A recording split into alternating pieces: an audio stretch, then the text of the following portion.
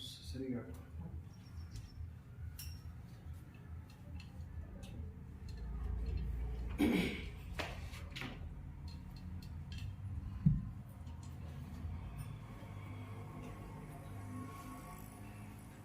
Disconnected.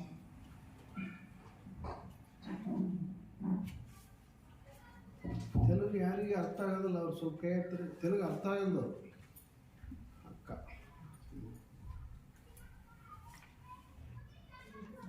ನಿಮಗೆ separate class Telugu ಕಲೀರಿ తెలుగు కొంచెం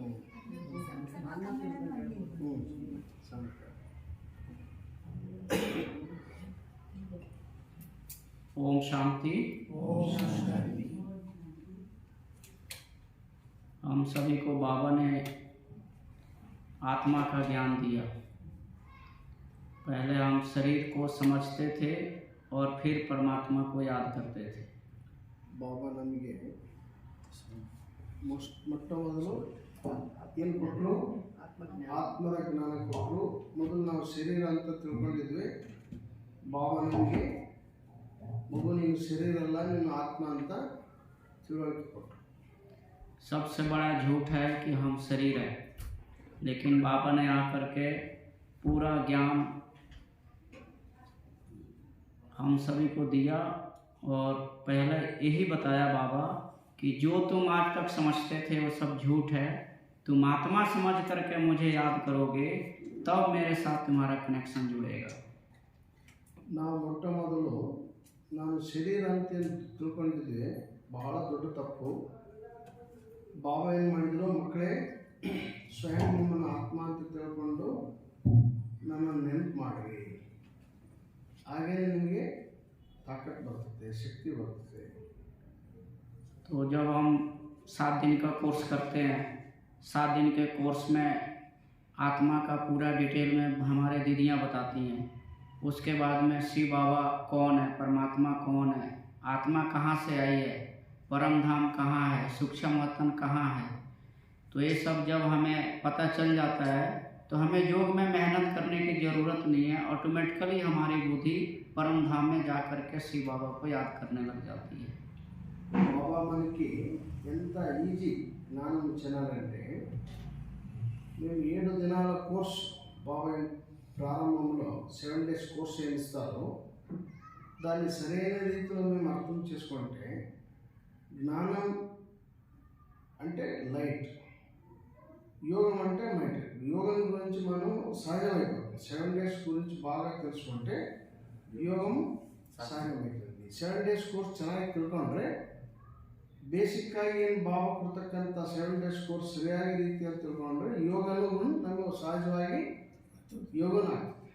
7 days ಕೋರ್ಸ್ನಲ್ಲಿ ಏನಿತ್ತು? 7 days ಕೋರ್ಸ್లో ఏముంది? ఆత్మజ్ఞానం, పరమాత్మ జ్ఞానం, పరంధామం, అయినాక సృష్టి, అన్నీ అంత క్లియర్. 7 days కోర్సులో అంతా మనకి రియలైజేషన్ అయిపోయింది. నేను ఎవరు, నా తండ్రి ఎవరు, ఇక్కడి నుంచి వచ్చినాను, ఇక్కడికి వెళ్ళాలా, ఇదంతా తెలుసుకున్నాక మన యోగం కూడా సహజమైపోయింది అని అన్నయ్య చెప్పారు. तो जब हमारी 1 week का कोर्स शुरू हो जाता है और जब हम कंप्लीट कर देते हैं 1 week का कोर्स, तो दीदी लोग कहते हैं कि आपको क्लास में आना है और क्लास में आकर के आपको मुरली सुनना है। क्योंकि 1 week का कोर्स तो हो गया, लेकिन प्रैक्टिकल में हमें क्या करना है? तो प्रैक्टिकल में जब हम मेडिटेशन करते हैं और बॉडी से अलग होते हैं, बाबा से शक्ति मिलती है, तो बाबा की मुरली हमें समझ में आती है। 7 days కోర్స్ ఏం తీసుకున్నాము, 7 days కోర్స్ ఏం ತಗೊಂಡು 7 days ಕೋರ್ಸ್ ತಗೊಂಡ್ಮೇಲೆ ಮುಗಿತಂತಲ್ಲ. ದೀದಿ ಅಂದರೆ ನಮ್ಮ ಅಕ್ಕಂದ್ರ ಸಮ್ಮುಖದಲ್ಲಿ ಬರ್ತೀವಿ, ಕ್ಲಾಸ್ ಕೇಳ್ತೀವಿ. ದಿನನಿತ್ಯ ನಾವೇನು ಬಾಬಾನ ಮುರಳಿ ಮಹಾವಾಕ್ಯ ಕೇಳ್ತೀವಿ. రోజు మేము మురళి మహావాక్యాన్ని వింటామంటే మనకి ರಿಯಲೈಸೇಷನ್ ಆಗ್ತದೆ. ನಮಗೇನಾಗ್ತದೆ? ರಿಯಲೈಸ್ ಆಗ್ತದೆ, ಈಸಿ ಆಗ್ತದೆ. ಪ್ರತಿ ವಿಷಯಗಳು ಸ್ಪಷ್ಟವಾಗಿ ನಮಗೆ ಗೊತ್ತಾಗ್ತದೆ. ಯಾಕಂದರೆ ಆತ್ಮದ ವಿಚಾರ. ಮುರಳಿ ಅಂದ್ರೇನು? ಬಾಬಾ 3 ಕಾಲದ ಜ್ಞಾನ, 3 ಲೋಕದ ಜ್ಞಾನ. ಬಾಬಾ ಹೇಳ್ತಾರಲ್ಲ, 3 ಕಾಲ 3 ಲೋಕ. ಇದ್ರ ಬಗ್ಗೆ ಸ್ಪಷ್ಟವಾಗಿ ನಮಗೆ ತಿಳಿಸ್ಕೊಡ್ತಾರೆ. क्योंकि आप सभी जानते हैं कि रामायण की बात हमें सालों याद आती है, गीता की कोई बात है हमें 1 साल तक 2 साल तक लाइफ टाइम याद रहता है, महाभारत की बातें हमें याद रहती है। लेकिन बाबा की जो 4 पेज की मुरली है वो हम क्लास के बाहर जाते ही हम भूल जाते हैं। इसका कारण है कि वो बिल्कुल पवित्र वाणी है और पवित्र शिव बाबा के द्वारा उच्चारण किए हुए वाणी हमको पूरा हजम नहीं होता है। इसलिए बाबा हमें कहता है कि ज्ञान योग धारणा के लिए आपको संपूर्ण पवित्र, संपूर्ण शुद्ध भोजन, संपूर्ण अच्छे भाई बहनों का संग और संपूर्ण हमारे में निश्चय हो, तब आपको ये मुरली 4 पेज की जीवन में धारणा हो सकता है। ನೋಡಿ, ನಾವೆಲ್ಲ ಭಕ್ತಿ ಮಾರ್ಗದ ಎಲ್ಲ ರಾಮಾಯಣ ಮಹಾಭಾರತ ಗೀತೆ ಎಲ್ಲ ವಿಚಾರಗಳೇನು ಕೇಳ್ತೀವಿ ಅವು ಭಾಳ ನೆನಪಿರ್ತಾವೆ. ಅದರ ಮುರಳಿ ವಿಷಯಗಳು ನಮಗೆ ಕೇಳ್ತೀವಿ, ಹೊರಗಡೆ ಮರ್ತುಬಿಡ್ತೀವಿ. ಯಾಕೆ? ಪರಮಾತ್ಮ ಕೊಡ್ತಕ್ಕಂಥ ಜ್ಞಾನ ಅಂದರೆ ಸಾಧಾರಣ ಅಲ್ಲ, ಭಾಳ ಪವಿತ್ರವಾದಂಥದ್ದು, ಶಕ್ತಿಶಾಲಿಯಾದಂಥದ್ದು. ನಾವೇನು ಪವಿತ್ರರಾಗಿ ಜ್ಞಾನ ಯೋಗ ಧಾರಣೆ ಸೇರಿ ಈ 4 ಸಬ್ಜೆಕ್ಟ್ಗಳೇನಿದೆ ಬಾಬಾ ಮುರಳಿಯಲ್ಲಿ ತಿಳಿಸ್ತಕ್ಕಂಥದ್ದು, ಪವಿತ್ರವಾಗಿ ನಾವು ಪವಿತ್ರರಾದಾಗ ಅದು ಧಾರಣೆ ಆಗ್ತದೆ, ಅದರ ಮಹತ್ವ ನಮಗೆ ಗೊತ್ತಾಗ್ತದೆ ಅಂತ ನಾನು ತಿಳಿಸ್ತೇನೆ. तो जैसे हम बाबा के बनते हैं, 1 वीक का कोर्स करते हैं, तो जो बाबा के कल पहले वाले बच्चे हैं वो फट धारणा के लिए अपना टाइम टेबल शुरू कर देते हैं कि नहीं, मुझे शुद्ध अन्न भी खाना है, ब्रह्मचर्य का पालन भी करना है, रोज़ मुरली क्लास करना है, रोज़ सेवा करना है। तो जब हम अपने जीवन में ये सब चीज़ें लेके आते हैं तो हमारा योग करने में मेहनत नहीं लगता है, ऑटोमेटिकली हमारा मेडिटेशन बहुत पावरफुल होने लग जाता है। ಯಾರು ಪವಿತ್ರ ಆಗಿರ್ತಾರಂತ ಧಾರಣೆ ಆಗ್ತದೆ, ಯೋಗದಲ್ಲಿ ಕಷ್ಟ ಆಗಲ್ಲ.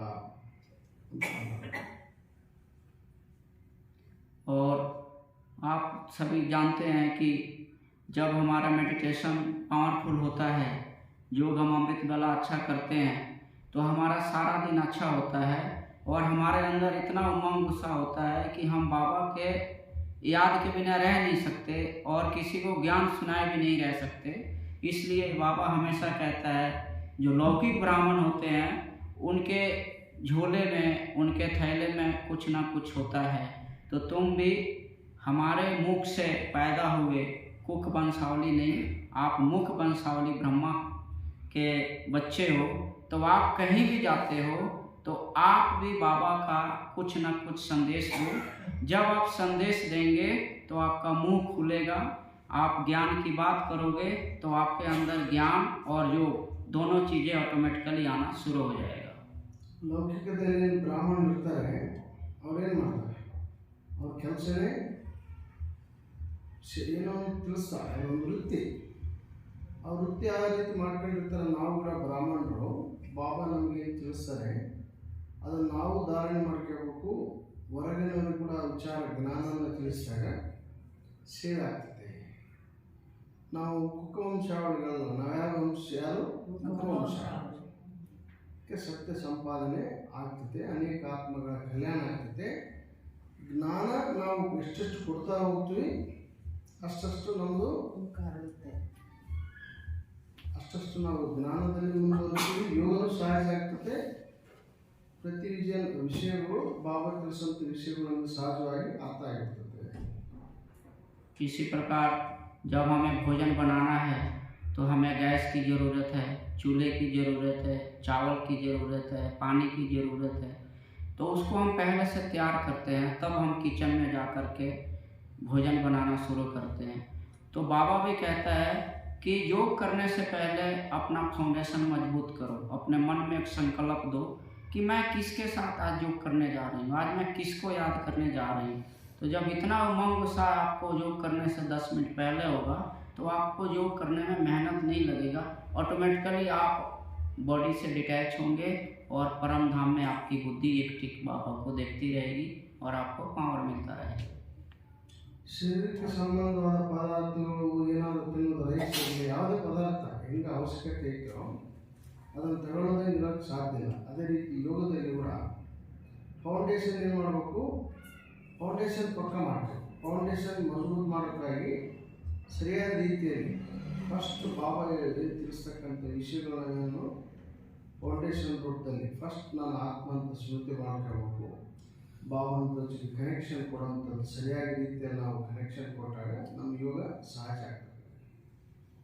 तो हम जब हम योग में बैठते हैं, मेडिटेशन में बैठते हैं, तो सबसे पहले हम अपने शरीर को ढीला छोड़ें, हम अपने संकल्पों पर कंट्रोल करें और हम हल्के हल्के विचार करें, संकल्प करें कि मैं इस शरीर से अलग हूँ, सूरज चांद तारागण से ऊपर जा रहे हूँ, नीले आकाश से ऊपर जा रहे हैं, मैं एक चमकती हुई सितारा हूँ, मैं इस शरीर से अलग हूँ। उसके बाद में आप थोड़ा सूक्ष्म मतन में जाइए, लाइट में ब्रह्मा बाबा को देखिए, फरिश्ता बनिए, वहाँ थोड़ा चक्कर लगाइए, फिर वो फरिश्ता को छोड़ करके बिंदी बन करके लाइट बन करके परम धाम में जाइए, बाबा से शक्ति लीजिए, फिर नीचे आइए, फिर शक्ति लीजिए, फिर नीचे आइए। ऐसा प्रैक्टिस करेंगे तो आपको जो करने की मेहनत नहीं लगेगी। యోగంలో మేము సహజ అనుభవం అవ్వాలంటే మనకి మేము కామెంట్ ఇచ్చుకోవాలి. ಯೋಗ ಸಹಜ ಆಗ್ಬೇಕಂದ್ರೆ ಏನು ಮಾಡಬೇಕು, ನಮಗೆ ನಾವೇ ಕಾಮೆಂಟ್ರಿ. ಫಸ್ಟ್ ನನ್ನ ಆತ್ಮ ಬೃಹಮಧ್ಯ ಸ್ಥಾನದಲ್ಲಿ ಉಳಿಯುವಂತಹ జ్యోతిర్బిందు ఆత్మ, నేను ఆత్మ బృహమధ్య స్థానంలో ప్రకాశమానంగా వెలిగే నక్షత్రం, దేహం నుంచి అతీతంగా సూక్ష్మతనానికి వెళ్ళేది, అక్కడ బాబా సముఖంలో మాట్లాడేది, అక్కడి నుంచి మళ్ళీ మూలవతనానికి వెళ్ళేది, అక్కడ బాబా దగ్గర కనెక్ట్ అయ్యేది, బాబా నుంచి ఆనందము, సుఖము, శాంతి, జ్ఞానము, స్నేహము, పవిత్రత, ప్రేమ, ఏదైనా గుణాలు ఉన్నాయి. దాన్ని తీసుకునేది అందరికీ పంచ అనుభవము చేసి ಮೇವಂತ ರೋಜು ಸಮಾನ చేసాం. రోజు ಏನು ಮಾಡ್ತೀವಿ, ಸಮಾನದಲ್ಲಿ ಏನು ಮಾಡ್ತೀವಿ, ಕನೆಕ್ಟ್ ಆಗ್ತೀವಿ. ಬಾಬಾದಿಂದ ತಗೊಂಬೋದು ಆತ್ಮಗಳಿಗೆ ವಾಯುಮಂಡಲಕ್ಕೆ ಕೊಡುವಂಥ ಅನುಭವವನ್ನು ಏನು ಮಾಡ್ತೀವಿ. ಹೆಚ್ಚು ಸಮಯ ನಾವು ಏನು ಮಾಡಬೇಕು, ಆ ಪ್ರಾಕ್ಟೀಸ್ ಮಾಡಬೇಕು. ಅನ್ನೋರು ಹೇಳೋ ಪ್ರಕಾರ ಬಾಯಿಗೆ ಕೇವಲ ಪ್ರಾಕ್ಟೀಸ್ ಕಾರಣ ಎಷ್ಟೆಷ್ಟು ಪ್ರಾಕ್ಟೀಸ್ ಮಾಡ್ತೀವಿ, ಎಷ್ಟೆಷ್ಟು ಸಂಕಲ್ಪ ಕೊಡ್ತೀವಿ, అష్టస్ట్ ఏనాల్సిన స్థితి తయారు. ఎంతెంత ప్రాక్టీస్ చేస్తాము, ఫౌండేషన్ చెప్తారు కదా అన్నయ్య, ఎంత మేము ప్రాక్టీస్ చేస్తాము, ఎంత మనకు మేము కామెంట్ ఇచ్చుకుంటాము, ఏం అనుభవం చేయాలా దాన్ని కామెంట్ రూపంలో. అందుకే సంకల్పము దృశ్య అనుభవం వేసే అమ్మ అనుభవ కారణ. ఇది ఈ మాదిరిగా మేము అనుభవం చేసుకోవాలి. इसके लिए हमें एक दिन की प्रैक्टिस करने से ऐसा स्टेज नहीं होता है। हमें दिन में 10 बार, 15 बार, 25 बार ऐसा अभ्यास करने से ये हमारे खून में आ जाएगा। और हमें जब ये प्रैक्टिस हो जाएगी तो हमें आवाज़ की दुनिया अच्छी नहीं लगेगी, जो लोग बात करते हैं वो अच्छा नहीं लगेगा, हमें एकांत लगेगा अच्छा। और उसके बाद में हम इसको और बढ़ाते जाएंगे क्योंकि इसमें काफ़ी आनंद आती है। और जब ऐसा प्रैक्टिस हमारी हो जाती है तो हम कई बीमारी से मुक्त हो जाते हैं, कई बंधनों से मुक्त हो जाते हैं और ऐसे लगता है कि अब मेरी संपूर्ण स्टेज धीरे धीरे बनती जा रही है। ఎంతెంత మేము ప్రాక్టీస్ చేస్తాము, ఎంతెంత అనుభవం చేసుకుంటాము, అంతంత మేము బాబా సంబంధ సంపర్కంలో దగ్గర అవుతాము. ఎంత దగ్గర అవుతామంటే మనకి పాతది సంబంధాలు కానీ పాత ప్రపంచం కానీ పాతది మనకి ఏది ఇష్టమో. బాబా సంఘం, మన సంఘం బాబా సంఘంలో వస్తాము, దగ్గర అవుతాము, అనుభవం అవుతుంది, సంపూర్ణత సమీపం వచ్చేస్తాం. ಸಂಪೂರ್ಣತೆಗೆ ಸಮೀಪ ತಂದುಬಿಡ್ತೀವಿ. ಎಷ್ಟೆಷ್ಟು ನಾವು ಅನುಭವ ಮಾಡ್ತೀವಿ ಅಷ್ಟಷ್ಟು ಬಾಬಾ ಇಷ್ಟ ಆಗ್ತಾ ಹೋಗ್ತಾರ, ಹತ್ತಿರ ಆಗ್ತಾ ಹೋಗ್ತೀವಿ, ಸಮೀಪ ಆಗ್ತಾ ಹೋಗ್ತೀವಿ. इसके लिए जब हम भोजन करने जा रहे हैं तो हमें भोजन याद नहीं आना चाहिए, लेकिन हम 10 कदम चलें तो हमें ब्रह्मा बाबा, शिव बाबा हमारे आँखों में नज़र आए, हमारे संकल्प में परम धाम दिखाई दिया, हमारे संकल्प में सूक्ष्मतन दिखाई दिया। हम भोजन तो नहीं याद कर रहे हैं, तो ऐसे छोटी छोटी बात है, लेकिन इसको जब हम 10 कदम चलें, 15 कदम चलें तो हमें लगे कि हम क्या सोच रहे हैं, पानी पीने जा रहे हैं तो हमें पानी याद आ रहा है या ब्रह्मा बाबा शिव बाबा हमारे सामने नजर आ रहे हैं। मैं आत्मा समझ करके शिव बाबा ब्रह्मा बाबा को याद करते हुए परम धाम में जा रहे हैं या केवल पानी पीने जा रहे हैं। ಊಟ ಮಾಡುವಾಗಲಿ ಬ್ರಹ್ಮ ಭೋಜನ, ನೀರು ಕುಡಬೇಕಾಗಲಿ ನಮಗೆ ಪದಾರ್ಥದ ಮೇಲೆ ಪದಾರ್ಥಗಳು ನೆನಪಾಗಲ್ಲ, ನೀರು ನೆನಪಾಗಬಾರ್ದು. ನಮ್ಮ ಮನಸ್ಸು ಬುದ್ಧಿ ಬಾಬ್ದಾರ ಪರಂಧಾಮ ಅದೇ ಶ್ರುತಿಯಲ್ಲಿರಬೇಕು. ನಾನು ನೀರು ಕುಡಿಯೋಕೆ ಹೋದ್ರು ಕೂಡ ನಾನು ಪರಂಧಾಮದಲ್ಲಿದ್ದೀನಿ, ಬಾಬಾ ನನ್ನ ಕರ್ಕೊಂಡು ಹೋಗ್ತಾರೆ, ಇಲ್ಲಾಂದ್ರೆ ನಾನು ಪರಂಧಾಮಕ್ಕೆ ಹೋಗ್ತಾ ಇದ್ದೀನಿ. ಆ ಒಂದು ನಮ್ದು ಏನಿರ್ಬೇಕು ಸಂಕಲ್ಪ ಮನಸ್ಸು ಬುದ್ಧಿ ಮೇಲಿರ್ಬೇಕು. ಇಲ್ಲಿ ಕೆಲಸದ ಕಡೆ ಪದಾರ್ಥ ಕಡೆ ನಮ್ಮದು ఇరబాదు భలే అవుతాయి.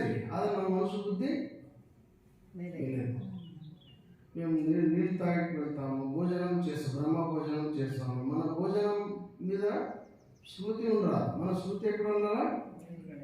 పరంధామం, బాప్ దాదా, శివ బాబా ఇలాంటి స్మృతితో ఏదే పని చేసి కూడా మన స్మృతిలో బాప్ దాదా, బాబా, పరంధామం ఇలాగే స్మృతిలో ఉండాలి. तो ऐसा बार बार अभ्यास करने से, बार बार स्मृति में लाने से हमें मेहनत करने की ज़रूरत नहीं पड़ती है। हमारी स्टेज दिन पर दिन बहुत पावरफुल होता जाता है और हम चाह करके भी बाबा की याद नहीं भूल पाते हैं। हमारे मन में संकल्प में बाबा, सेवा, योग यही याद आता है। हमने बाबा के लिए बहुत कुछ करना है, हम बाबा के बच्चे बने हैं तो अभी तक हमने क्या किया, उसके अंदर से हमें एक ऐसा संकल्प आएगा मन से कि हमने जब बाबा के बच्चा बने तो हमने आज तक बाबा के लिए क्या किया। मुझे तन मन धन से बाबा की सेवा करना है, अपने चलन में सुधार करना है, अपने भोजन में सुधार करना है, याद की यात्रा को बढ़ाना है, लोगों को संदेश देना है। उसके लिए हमें बहुत उमंग उत्साह चाहिए, बहुत बुद्धि पर अटेंशन चाहिए, तभी हम बाबा को याद निरंतर कर सकते हैं। ಇಷ್ಟೆಷ್ಟು ನಾವು అనుభవం ಮಾಡ್ತೀವಿ, ఇష్టెಷ್ಟು బాబాను లగన్ ఉంటుంది. ఎంతెంత అనుభవం చేస్తాము, బాబాను మీద లగన్ పెట్టుకుంటాము, అంత స్థితి తయారైతుంది, అంత సహజమైతుంది. ప్రతి విషయంలో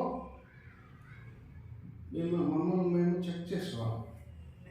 నేను బాబా బిడ్డ అని, బాబా బిడ్డ అని ತಂದೆ ಮಗು ಅಂದಮೇಲೆ ಬಾಬಾನ ಈ ಪರಿವಾರದಲ್ಲಿ ಬಂದಮೇಲೆ, ಬ್ರಾಹ್ಮಣ ಜೀವನದಲ್ಲಿ ಬಂದಮೇಲೆ ಎಷ್ಟು ಸೇವೆ ಮಾಡ್ತಾನೆ, ತನುವಿನ ಸೇವೆ, ಮನುಷ್ಯನ ಸೇವೆ, ಧನದ ಸೇವೆ, ನಮಗೆ ನಾವು ಏನು ಮಾಡಬೇಕು? ಚೆಕ್ ಮಾಡ್ತಾ చేంజ్ ಮಾಡ್ಕೊಳ್ಳೋ. బ్రాహ్మణ జీవనంలో వచ్చేసినాము, మన తను మన ధనం ఎంత భావ సేవలో సఫలం చేసుకున్నాము, దాన్ని చెక్ చేసుకుంటూ సేవలో ముందు సాగాలి. आप सभी बाबा का जीवन कहानी पढ़ा होगा। जब ब्रह्मा बाबा को शिव बाबा ने टाइटल दिया और उनके तन में प्रवेश किया तो उस समय बाबा के पास 17 लाख रुपया कैश था। सोने चांदी की कई अलमारियां भरी पड़ी थी, हैदराबाद, सिंध से कलकत्ता तक, यहाँ तक कि डायमंड भी था। लेकिन बाबा ने कभी सोचा नहीं कि मैं सभी जग में स्वाहा कर दूं तो मेरा क्या होगा। और बाबा ने धक से ट्रस्ट बनाया और सभी स्वाहा किया और बाबा दिन पर दिन उनकी ब्रह्मा बाबा की स्टेज पावरफुल होती गई। इसलिए जो भी बाबा को देखता था उनको सबसे पहले श्री कृष्ण नजर आता था, क्योंकि शिव बाबा ने कहा ये श्री कृष्ण की आत्मा है। उसके बाद में शिव बाबा नजर आता था, प्रत्यक्ष होता था। तो इसलिए हमें ब्रह्मा बाबा को फॉलो करके उमंग उत्साह से शिव बाबा, ब्रह्मा बाबा और जग को याद करके अपने संकल्पों को कमज़ोर नहीं करना, अपने संकल्पों को पावरफुल करना कि आज मुझे सारा दिन बाबा के लिए बहुत कुछ करना है, मन से, तन से, धन से। और जब हम ये सोच लेते हैं सुबह अमृत वेला तो हमारा पावरफुल संकल्प सारा दिन हमें काम करता है। ఈ విధంగా బ్రహ్మ బాబా శివ బాబాకి సమర్పణ అయిపోయారు. బ్రహ్మ బాబా దగ్గర బ్రహ్మ బాబా డైమండ్ మర్చెంట్ షరఫ్ ఏం చేసినాడు? బాబా సాక్షాత్కారం అయింది. తన ఉన్నంత డైమండ్స్ ఏం డబ్బులు ఉంది డైమండ్స్ ఉంది బాబా యజ్ఞానికి సమర్పించారు నిశ్చయ బుద్ధితో. ఒక అడుగు ఏం చేశారు, నిశ్చయ బుద్ధితో బాబా ఫాలో చేశారు. ఎంతెంత నిశ్చయం వస్తుందంటే భవిష్యత్ కృష్ణ శ్రీకృష్ణ, నేను శ్రీకృష్ణ అవుతాను, నేను శ్రీకృష్ణ ఆత్మ, నేను శ్రీకృష్ణ ఆత్మని గుర్తొచ్చేది. అలాగే మేము కూడా బ్రహ్మ బాబాని ఫాలో చేయాలి. చూడండి, బాబా ఉన్నదంతా యజ్ఞానికి ట్రస్ట్ చేసినారు, నిమిత్తమై ఒక ట్రస్ట్ చేసి సేవ చేసినారంటే లాభమైందా నష్టమైంది బాబాకి. నిశ్చయ బుద్ధితో ముందు వెళ్తూ సంపన్న స్థితిని చేరుకున్నారు. అలాగే మేము కూడా రోజు మనకి తపన ఉండాలి సేవకి, తను సేవ, మన సేవ, ధన సేవ, సేవ గురించి తపన ఉంటూ సేవ చేస్తూ మన ఉన్నతిని చేసుకోవాలి. ಯಾವರೀತಿ ಬ್ರಹ್ಮ ಬಾಬಾ ಸಮರ್ಪಣಾದರು ನಿಶ್ಚಯ ಬುದ್ಧಿಯಿಂದ ಮುಂದೆ ಸಾಗಲು ತನ್ನ ಭವಿಷ್ಯ ನಾವು ಕೃಷ್ಣನ ಆತ್ಮ ಅಂತ ಹೆಂಗೆ ಸ್ಪಷ್ಟ ಆಯಿತು, ಅದೇ ರೀತಿ ನಾವು ಫಾಲೋ ಮಾಡಬೇಕು. ಯಾರನ್ನ? ಬ್ರಹ್ಮ ಬಾಬಾವನ್ನು ಫಾಲೋ ಮಾಡಬೇಕು. ಶ್ರೀ ಫಾದರ್ ಫಾಲೋ ಶಿವ ಬಾಬಾ ನೋಡ್ಬೇಕು, ಬ್ರಹ್ಮ ಬಾಬಾನ ಫಾಲೋ ಮಾಡಬೇಕು. उसके लिए हमें निरंतर याद करना है, लेकिन हम गलती करते हैं। जब कर्म करते हैं तो शिव बाबा को भूल जाते हैं, जब शिव बाबा को याद करते हैं तो कर्म को भूल जाते हैं। ब्रह्मा बाबा कर्म योगी थे, महायोगी थे, राज ऋषि थे, इसलिए उनका हमेशा शिव बाबा के साथ कंबाइंड स्थिति होती थी। इसलिए बाबा कहता है सेकंड में इस शरीर को भूलो। सेकंड में वही कह सकता है जो सेकंड में अभ्यास करता है। शिव बाबा के शरीर नहीं है, इसलिए वो सेकंड की बात करता है, 1 मिनट की बात नहीं करता। तो हमें प्रैक्टिस करना है कि कर्म के साथ हमारी याद की यात्रा रहे, याद के साथ कर्म की बात हो, कर्म भी हो याद भी हो।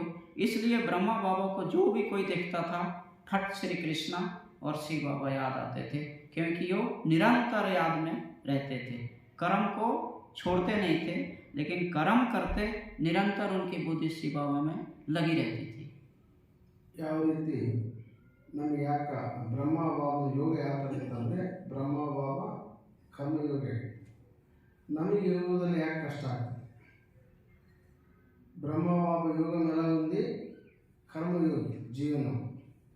మన యోగం కష్టమవుతుంది, ఎందుకంటే కర్మంలో స్మృతి లేదు. శృతి ఉన్న చోటు కర్మం లేదు, అంటే రెండు భిన్నమైపోయింది. అందుకే ಕರ್ಮ ಮೇಲೆ ಸ್ಮೃತಿ అంటే ಮನೆಗಳು ಬಂತು, ವರದಾನ ಬರ್ತಾರೆ, ನೆನಪು ಸೇರಿ ಎರಡು ಏನಿರಬೇಕು, ಬ್ಯಾಲೆನ್ಸ್ ಇದ್ದಾಗ ಕರ್ಮಯೋಗಿ ಜೀವನ. ಯಾವ ರೀತಿ ಬ್ರಹ್ಮ ಬಾಬಾ ಸಹಜವಾಗಿ ನಿರಂತರ ಕರ್ಮಯೋಗಿ ಆಗಿರೋದ್ರಿಂದ ಆಸ್ತಿ ತಂದೆ ಎರಡು ಸ್ಮೃತಿ ಇರ್ತಿತ್ತು. ಅದಕ್ಕೆ ನಮ್ಮದು ಯೋಗ ಸಹಜ ಆಗಬೇಕಪ್ಪ ಅಂದರೆ ಕರ್ಮಯೋಗಿ ಜೀವನ ನಮ್ದಾದಾಗ ನಮ್ಮದು ಸಹಜ ಆಗ್ತದೆ ಪ್ರತಿ ವಿಷಯದಲ್ಲಿ. हमें कोई देखे तो ये ना कहे कि ये बहुत अच्छे सेवाधारी हैं, लेकिन सब ये कहें कि ये बहुत अच्छे कर्म योगी हैं, ये निरंतर योगी हैं, निरंतर याद की यात्रा में रहते हैं। और हम कहीं भी जाएं तो हमारे चलन और चेहरे से उनको एक पवित्रता का वाइब्रेशन मिले, एक योगी का वाइब्रेशन मिले। इसके लिए हमें निरंतर याद की यात्रा पर अटेंशन देने की ज़रूरत है। ನಾನು ಒಳ್ಳೆ ಪುರುಷಾರ್ಥಿ, ಒಳ್ಳೆ ಸೇವಾದಾರಿ ಅಲ್ಲ, ನಾನು ಕರ್ಮಯೋಗಿ. ಎಷ್ಟೆಷ್ಟು ನಾನು ಕರ್ಮಯೋಗಿ ಆಗಿರ್ತೀನಿ ಅಷ್ಟೆಷ್ಟು ಪುರುಷಾರ್ಥ ಸಹಜ ಆಗ್ತದೆ. ಅದಕ್ಕೆ ఎంతెంత మేము పురుషార్థంలో సహజం చేసుకోవాలంటే కర్మయోగులు అవ్వాలి. ఎంత కర్మయోగులు అవుతామంటే పురుషార్థము అంత సహజం, నిరంతర కర్మయోగి. అప్పుడు ఆ నిరంతర కర్మయోగ స్మృతి మన పవిత్రత ఒక ధారణ ఏమైతుంది, దాని నుంచి వాయుమండలం తయారు. जब हम प्रोग्राम करते हैं, बड़े बड़े प्रोग्राम होता है, तो हमारा अमृत वेला भी मिस हो जाता है। हमारा मुरली क्लास मिस हो जाता है, हमारा योग मिस हो जाता है, केवल हम कर्म की तरफ ध्यान देते हैं। इसलिए जितनी सफलता मिलनी चाहिए उतना हमें सफलता नहीं मिलता है। इसलिए बाबा कहता है सेवा से पहले ग्राउंड बनाओ, वहाँ वाइब्रेशन फैलाओ, और वो वाइब्रेशन वही फैला सकता है जो सिस्टम से चल करके पहले बाबा को याद करके बाद में सेवा का प्रोग्राम करता है। ಅಮೃತ ನೋಡಿ ನಮ್ದು ಯಾಕೆ ಪ್ರತಿಯೊಂದು ಸಹಜ ಆಗೋದಿಲ್ಲ, ಕಷ್ಟ ಆಗುತ್ತೆ. ನಮ್ದು ఎందుకు సహజం కాలేదు, కష్టం అవుతుందంటే అమృత్యం మిస్ అవుతుంది, క్లాస్ మిస్ అవుతుంది, అటెన్షన్ లేదు, అప్పుడు ఏమవుతుంది, కష్టమవుతుంది. ಅಮೃತ್యం ಮಿಸ್ ಮಾಡಿದ್ವಿ, ಕ್ಲಾಸ್ ಮಿಸ್ ಮಾಡಿದ್ವಿ ಅಂದರೆ ಏನಾಗ್ತದೆ, ದಿನವೆಲ್ಲ ಮಿಸ್ ಆಗುತ್ತೆ, ಕಷ್ಟ ಆಗುತ್ತೆ. ಅದಕ್ಕೆ ನಾವು ಅಟೆನ್ಷನ್ ಕೊಡಬೇಕು. ಅವ್ರು ಹೇಳೋದು ಯಾವುದಾದ್ರೂ ಒಂದು ದೊಡ್ಡ ಪ್ರೋಗ್ರಾಮ್ ಇದ್ದಾಗ ನಾವು ಇದನ್ನ ಎಲ್ಲಾನು ಮರ್ತು ಬಿಡ್ತೀವಿ. ಬಾಬುಂದಲ್ಲಿ ಪ್ರೋಗ್ರಾಮ್ ಇತ್ತು, ಪ್ರೋಗ್ರಾಮ್ ಇದ್ದ ಏನ್ ಮಾಡ್ತೀವಿ, ಆ ಪ್ರೋಗ್ರಾಮ್ ಕಡೆಗೇನೆ ಗಮನ ಹೋಗುತ್ತೆ. ನೆನಪಿನ ಅಮೃತ ಇಲ್ಲ, ಕ್ಲಾಸ್ ಇಲ್ಲ, ಇದ್ರ ಬಗ್ಗೆ ಇಲ್ಲ, ಪ್ರೋಗ್ರಾಮ್ ಒಂದೇ ಗಮನ ಇಟ್ಕೊಂಡಾಗ ನಮ್ದು ಏನಾಗ್ತದೆ, ಸಫಲತೆ ಸಿಗೋದಲ್ಲ. ಅದಕ್ಕೆ ಯಾವುದೇ ಪ್ರೋಗ್ರಾಮ್ ಇರಲಿ, ಏನೇ ಮಾಡಿರಲಿ, ಬಾಬಾರವರ ನೆನಪಿನ ಸ್ಮೃತಿಯಿಂದ ನಾವು ನೆನಪು ಮಾಡಿ ಅಮೃತಗಳ ಅಟೆನ್ಷನ್ ಕೊಡಬೇಕು, ಕ್ಲಾಸಿನ ಅಟೆನ್ಷನ್ ಕೊಡಬೇಕು. ಮುಖ್ಯವಾಗಿ ಏನೆಲ್ಲ ನಾವು ನೆನಪಿನ ಒಂದು ಬ್ಯಾಲೆನ್ಸ್ ಮಾಡ್ತೀವಿ, జ్ఞాన యోగ బ్యాలెన్స్ అన్నಗಳ ప్రకారం జ్ఞాన యోగం బ్యాలెన్స్ చేసి సేవ చేసినప్పుడు ఆ సేవ మనకి సేవలో సఫలత దొరుకుతుంది. जब दादियाँ शुरू में सेवा में निकलती थी तो लोग उनको देवी की नज़र से देखते थे, देवी जी बोलते थे। लेकिन आज हमारे बहनों को मैडम बोलते हैं, कारण हम कर्म में ज़्यादा बिजी हैं, योग में ध्यान हमारा कम है।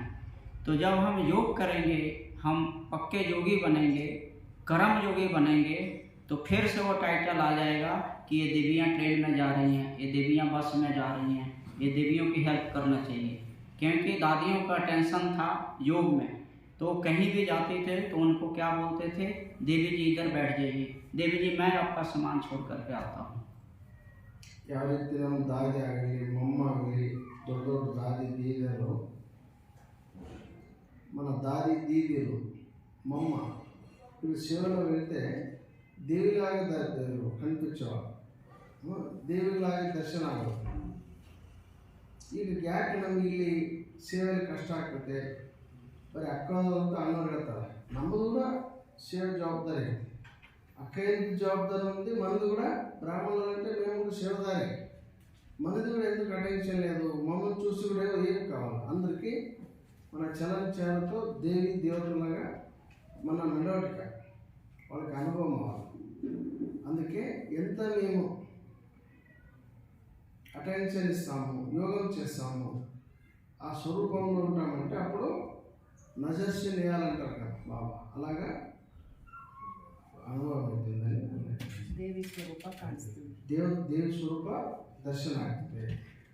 ಸೇವೆಯಲ್ಲಿ ಸಫಲತೆ ಸಿಗುತ್ತೆ, ಸೇವೆలో ಸಹಜమైపోతుంది, ಸೇವಾ ಸಹಜమైపోతుంది. आप सबको पता है कि जब गुलजार दादी को बाबा ने लखनऊ में भेजा तो बाबा ने उनको 1 रुपया दिया कि जाओ जर्नल टिकट कटा के बैठ जाना। लेकिन दादी जा कर के एसी में बैठ गई। तो टीटी ने आकर पूछा कि आपका देवी जी टिकट तो जर्नल की है, आप एसी में क्यों बैठे हो? तो दादी ने कहा कि वो बहुत गंदा है, हम यहीं रहेंगे। तो दादी की इतनी स्टेज अच्छी थी कि टीटी ने फाइन नहीं किया, उनको बैठने दिया और बोला कि आपको जहाँ भी जाना है आप इसी कंपार्टमेंट में बैठ करके सफ़र कीजिए। तो ये योग का वाइब्रेशन है. అంటే బాబా సరే సాకారంలో బ్రహ్మబాబాతో విజయదాది ఉన్నప్పుడు విజయదాదిని సేవకి ఎక్కడికో పంపించారన్నమాట. సో ఎక్కడికో వేరే రాష్ట్రానికి పంపిస్తే అప్పుడు జర్మనీ కాదు, జర్మనీ ట్రైన్ వెళ్ళవు కదా, ట్రైన్ అయితే అప్పుడు అది ట్రైన్ మీద వెళ్ళే అవసరం వచ్చింది. आबू रोड से लखनऊ जाना था. कहाँ जाना था भाई जी? लखनऊ. లక్నో ఉత్తర ప్రదేశ్. అంటే ఆబూ రోడ్ నుంచి ఉత్తరప్రదేశ్ లక్నో వెళ్ళాలన్నమాట ట్రైన్ జర్నీ. సో అప్పుడు దాది ఏం చేయాలంటే ముందు జనరల్ టికెట్ తీసుకున్నారన్నమాట. అప్పుడు రిజర్వేషన్ ఏం లేక మామూలుగా వెళ్ళి కౌంటర్లోకి వెళ్ళి జనరల్ టికెట్ తీసుకొని ఆ జనరల్లో ఎక్కితే చాలా వాసన వస్తుంది, చాలా స్మెల్, చాలా ఎక్కువ జనం ఉంటారు కదా. సో అప్పుడు ఏం చేయాలంటే దాది ఏసీ కోచ్లోకి వెళ్ళి కూర్చున్నారన్నమాట. కూర్చొని అప్పుడు కాసేపటికి చెకింగ్ మాస్టర్ వస్తాయి కదా, టికెట్ చెక్ చేశాక వచ్చి అడిగాడట, దాది మీ యొక్క టికెట్ చూపించండి. అప్పుడు దాది జనరల్ టికెట్ తీసుకుని చూపించారంట. అప్పుడు టీటీ ఏమన్నారంట, సరే మీరు జనరల్ టికెట్ తీసుకుని ఏసీలో ప్రయాణిస్తున్నారు కదా, సో మీరు ప్రయాణించచ్చు పర్వాలేదు, ఎందుకంటే దాది చూడబోతుగా ఆయనకి ఏదో దేవతా ప్రత్యక్షం, దేవతలాగా మంచి స్థితిలో కనిపించారనమాట. సో మీరు ఎంతవరకు వెళ్ళాలనుకున్నా సరే మీరు ఇద్దరు కూర్చొని వెళ్ళండి, మేము మీకు రాసిస్తామని చెప్పారనమాట.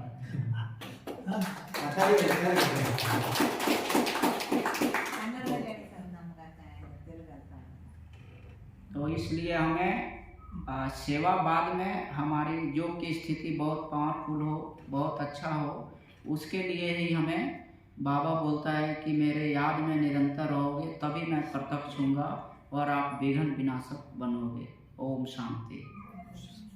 ఏంటంటే బాబా అంటే మీరు ఎంత ఎవరి స్థితిలో ఉంటారో అంతగా ఏదైనా విఘ్నాలు వచ్చినా సరే కానీ మీరు విఘ్న వినాశకులుగా అయ్యేటువంటి స్థితి యొక్క అనుభవం అవుతుంది అనమాట. ఎందుకంటే ఇప్పుడు చాలా విఘ్నాలు వస్తుంటాయి కదా, సో ఆ విఘ్నాన్ని మనం తప్పించుకోవాలంటే మనం యోగాభ్యాసం ద్వారా ఒకటి మంచి మార్గం అని నేను అనేది చెప్తున్నాను అనమాట. ఓం శాంతి.